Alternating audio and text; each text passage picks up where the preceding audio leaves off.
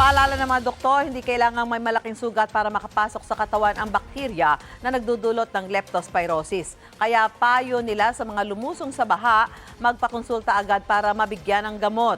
May paalala rin ng mga doktor sa tamang pag-inom ng gamot na doxycycline. May unang balita si Jamie Santos. Talagang mataas ang tubig. Tuloy ang buhay kahit palubog sa baha ang ilang lugar sa bansa. Kaya di maiwasang lumusong sa banta ng leptospirosis.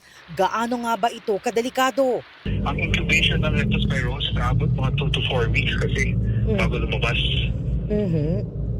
So kung hindi siya maagapan, hindi siya mabigyan ng prophylaxis o yung gamot na ma-prevent na mag-infect sa katawan, pwede pumunta dun sa dreaded complication ng kidney failure.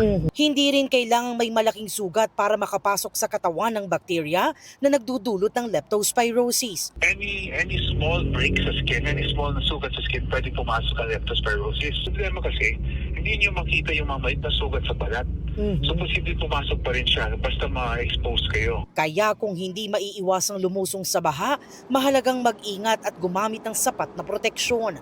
Kaya pinakamainam pa rin ang pag-iwas sa baha. Kung napilitang lumusong, magpakonsulta sa doktor para malaman kung kailangan ng prophylaxis o gamot para makatulong na maiwasan ng infection.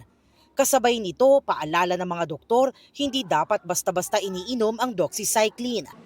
Kung may bukas na sugat o nakalunok ng tubig baha, maaring kailanganin ng ibang gamutan kaya dapat munang magpakonsulta sa doktor.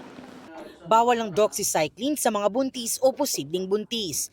Hindi rin ito dapat ibigay sa mga bata nang walang payo ng pediatrician. Maari rin itong magdulot ng matinding acid reflux at heartburn, kaya hindi dapat agad humiga matapos uminom.